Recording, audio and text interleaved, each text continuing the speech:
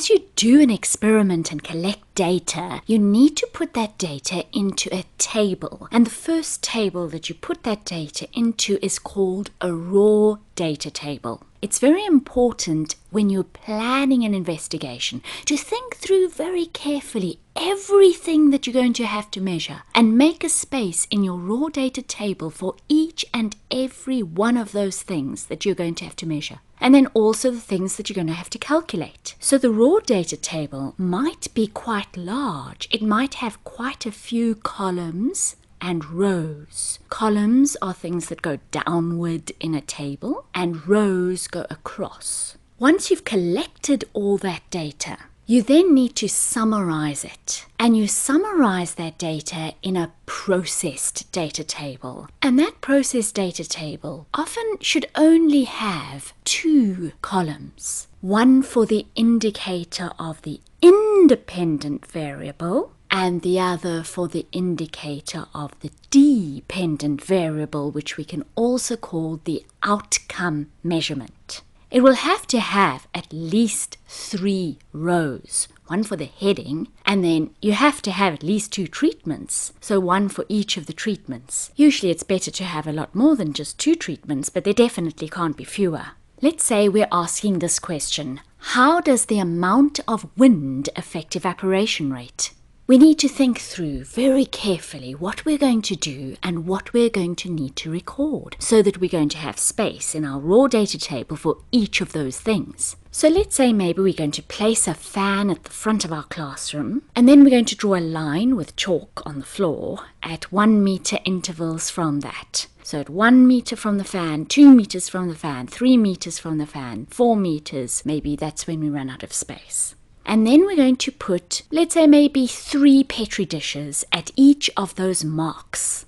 And we're going to put 10 milliliters of water into each of those Petri dishes. So you can see that the 3 Petri dishes that are closest to the fan, just 1 meter away, receive the most amount of wind. And those furthest away receive the least amount of wind. So we are varying amount of wind. That is our independent variable. And the way we are varying amount of wind is by varying the distance of the Petri dishes from the fan. So distance from fan is our indicator of amount of wind, our indicator of the independent variable. So let's say we put 10 milliliters of water into each of those Petri dishes. And then let's say maybe 2 hours later, we come back and we measure how much of that water is still left. So we need to have a place in our table to write down the volume of water remaining after 2 hours for each of those Petri dishes. That's 3 in the beginning, 3 at 2 meters, 3 at 3 meters, 3 at 4 meters. Every single one of those Petri dishes needs a place in the table. And then also we need a place in the table for averages, because why is it that we have 3 placed all at 1 meter and 3 all placed at 2 meters? Why not just place 1 Petri dish at each of those distances? It's because by getting an average of a number of readings, we increase our accuracy. Then we also need a place in the table where we can do a calculation to find out how much water has evaporated, because we're going to measure how much is left behind, but we're actually interested in how much went away. So we're going to have a place where we can go 10 minus the amount that's left to find out how much went away.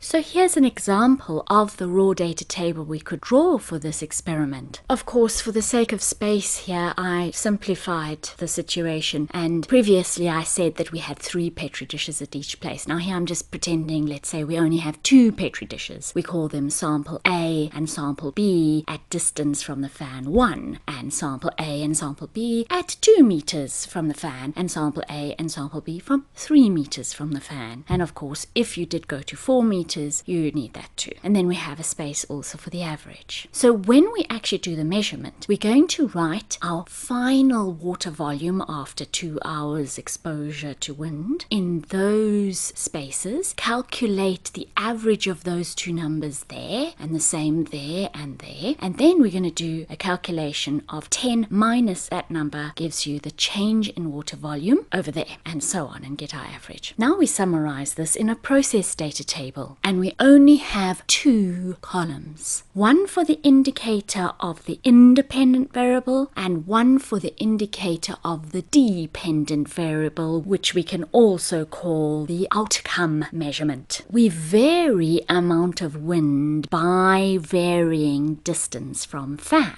And we measure evaporation rate by measuring the change in water volume in a certain time, say 2 hours. So that's the indicator of that, and that's the indicator of that. You write the indicators rather than the variables themselves, unless you can measure the variables directly in the table, because the table gives you specific information about this particular experiment that you're doing and this particular data you're collecting, rather than the generalization that you're actually trying to aim for. And then notice that you only write the averages of the values into your table. So instead of having 3 rows for each of the treatments, for sample A and sample B and the average, you only write the average value over there.